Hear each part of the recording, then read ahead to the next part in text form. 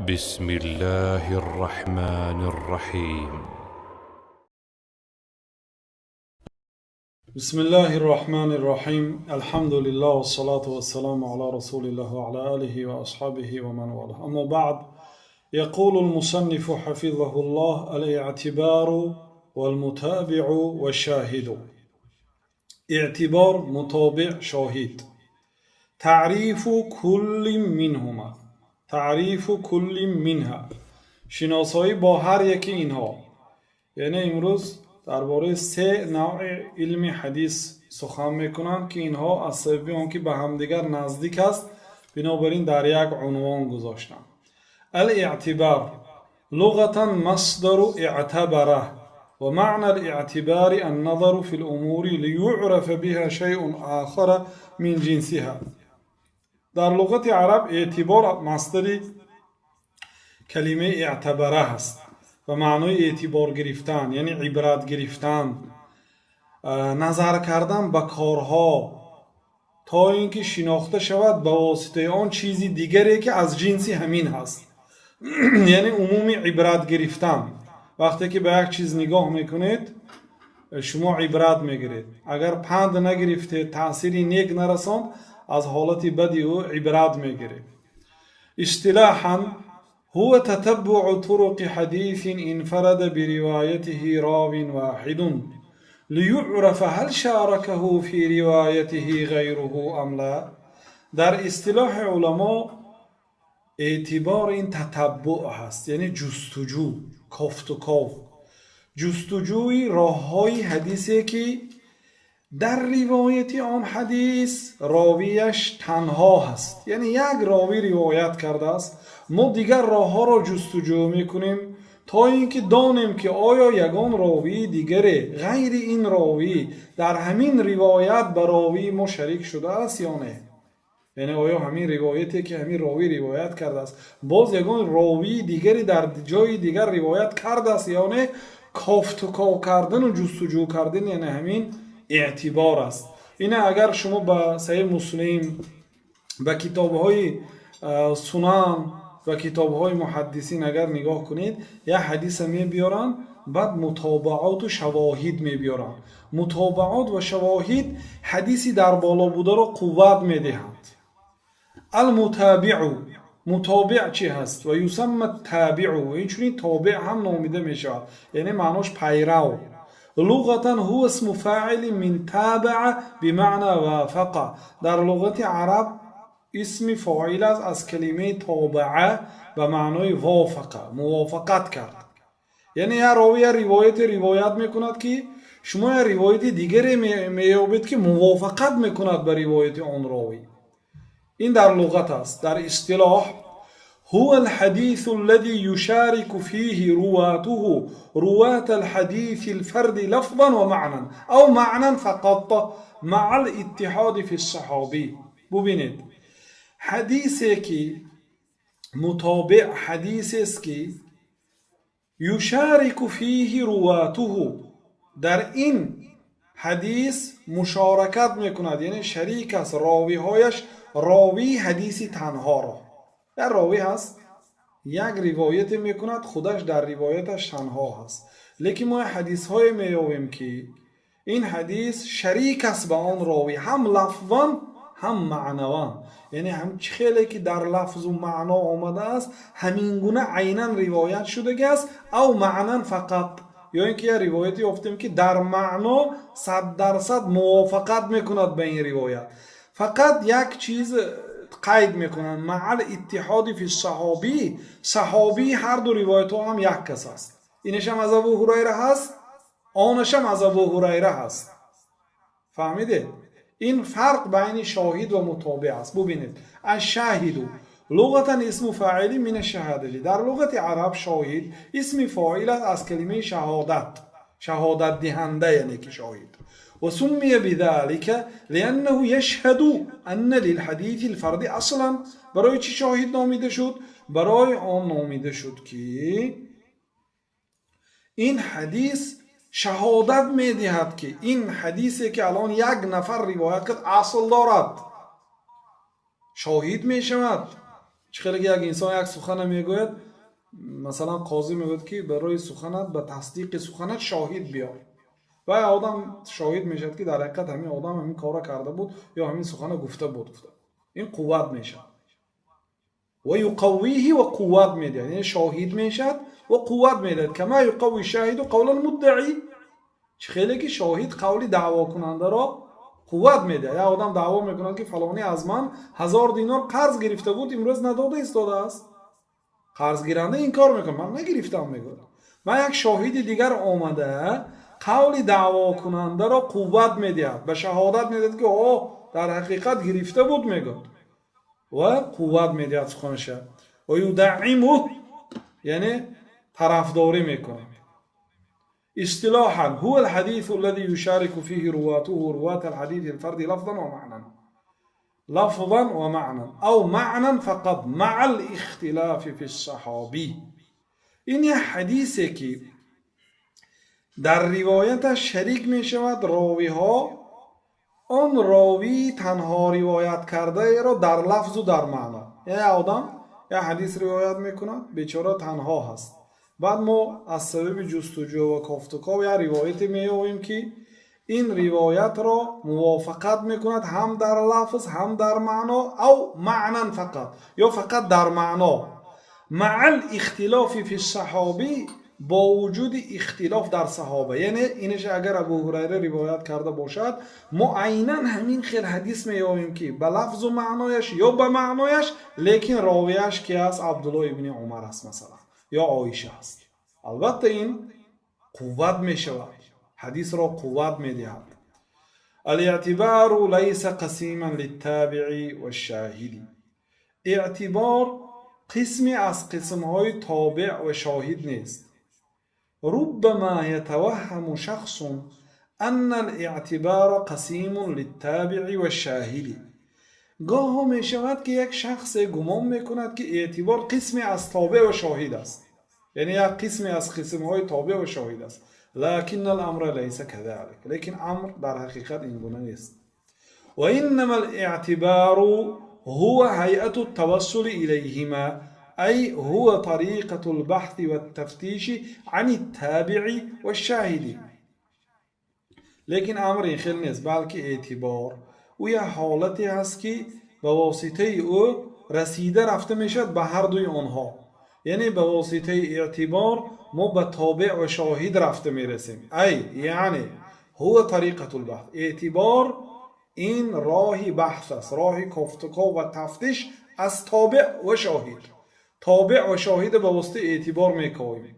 اصطلاح آخر للتابع و شاهد، یا اصطلاح دیگر برای تابع و شاهد. ما ذكر من تعریف التابع و الشاهد هو الذي عليه الاكثر، آن ذکری که الان در بالا کردن مصنف، میگوین که آن تعریفی که در بالا ذکر کرده شد در تعریف تابع و شاهد، این آن تعریفی که در این اکثر علما هستند. یعنی اکثر علما با همین نوع تعریف تابع و شاهد را شناسایی کردن، معرفی کردن به مردم. و هو المشهور، و این مشهور است. لكن هناك تعریف آخر، لیکن در اینجا با تعریف های دیگر است. لهما یعنی برای تابع و شاهد. و این تعریف چی است؟ التابع ان تحصل المشاركة لرواة الحديث الفرد باللفظ سواء اتحد الصحابي او اختلف. میگویند که این که مشارکت حاصل شود برای راوی حدیثی که تنها روایت کرده است، با همین لفظ یک راوی تنها یک حدیث را روایت کرده است، برای همین تنها راوی که تنها روایت کرده است مشارکت حاصل شود، خواه صحابه در صحابه متحد باشد، خواه در صحابه مختلف باشد. یعنی هر دو روایت هم صحابش ابو هریره باشد، خواه صحابه ها دیگر باشد هم تابع نامیده می شود. گفتم الشاهد، تعریف دیگر درباره شاهد، ان تحصل المشارکة لرواة الحديث الفرد بالمعنى. در این روایت حدیثی که یک آدم تنها گذار روایت کرده است با معنا، با چنین معنا یک آدم روایت کرده است، مشارکت حاصل شود. یعنی دیگر راوی ها یافت شود که روایتی کنند که به همین راوی شریک شوند، سواء اتحاد صحابی و اختلاف. این هم میگوید که خواه با صحابه متحد باشد خواه گوناگون، یعنی صحابش خواه یک کس باشد خواه دو کس. هذا وقد يطلق اسم احدهما على الاخر. اینه دانید، غیر از این با این هم دانید که گاه ها شاهد گفته متابعه در نظر داشته میشد، گاه ها متابع یا متابع گفته شاهد را هم در نظر داشته میشد در نزد بعض علما. فیطلق اسم التابع على الشاهد، گاه ها اسم تابع را بر شاهد مطلق اطلاق کرده میشد، روانه کرده میشد. کما یطلق اسم شاهد على التابع، چخیلی که اسم شاهد را بر تابع هم اطلاق کرده میشد، یعنی استفاده برده میشد. والامر سهل، امر سهل است، یعنی سختی بد نگیرید. کما قال الحافظ ابن حجر، چخیلی که حافظ ابن حجر رحمت الله علیه گفت لأن الهدف منهما واحد، چون که مقصد از متابع و شاهد یک چیز است. چی است؟ و هو تقویت الحدیث، قوت دادن حدیث تنها است. بالعثور على روایت اخرى للحدیث، با سبب جمع کردن و یافتن حدیث ها با روایت دیگر ما این حدیث تنها گذار، حدیثی که تنها روایت کرده است، به قوت میدیم. بعد گفتن که المتابعت تعریفها، متابعت چی است؟ تابع بود، اکنون متابعت. تعریفها لغة المتابعت لغة مصدر تابع بمعنى وافقه. اینه نخوندیم مگر؟ خب متابعه نگاه کنید. گفتن که در لغت عرب مصدر تابعه هست به معنای وافقه، موافقت کرد. فالمتابعت اذن الموافقه، متابعت به معنای موافقت، یعنی این روایت به روایت فلانی موافقت کرد. اصطلاحا ان یشارک الراوی غیره فی روایت الحدیث، در اصطلاح علما اینکه راوی دیگر راوی را در روایت حدیث مشارکت کند. انواعها، نوعهایش. والمتابعت نوعان، متابعت به دو نوع تقسیم میشد. متابعت تامه، متابعت پره، و هی ان تحصل المشارکت للراوی من اول الاسناد. متابعت پره این است که اینکه مشارکت برای راوی پیدا شد از اول اسناد تا آخرش در یک رنگ روایت کنه. اسناد این هم میخیل است، اسناد آن هم همین گونه است. متابعت قاصره و هی ان تحصل المشارکت للراوی فی اثناء الاسناد، مشارکت کوتاه این است که مشارکت حاصل شود براوی از ما بین اسناد، مثلا از شعبه یا از قتاده تا انس باقی مانده مشارکت کرد، یعنی حدیث به این گونه هم قوت میگیرد. امثلتون، اکنون مثال ها میارن تا اینکه مسئله با مثال واضح شود. سأذكر مثالا واحدا مثل به الحافظ ابن حجر. مصنف میگه که من یک مثال ذکر میکنم که با اون مثال حافظ ابن حجر مثال آوری کرده است. یعنی همین مثال را حافظ ابن حجر رحمت الله علیه در کتاب شرح نخبة الفکر نزهة النظر ذکر کرده است. فیه المتابعه التامه والمتابعه القاصره والشاهد. یعنی در همین یک روایت هم متابعه تامه یافت می شود، هم متابعه قاصره یافت می شود و هم شاهد یافت می شود.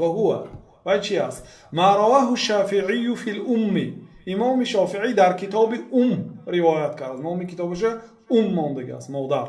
عن مالک استادش، عن عبدالله بن دینار عن ابن عمر رضی الله عنهما ان رسول الله صلی الله علیه وسلم قال الشهر 29. پیامبر صلی الله علیه وسلم میگه ماه 29 روز است.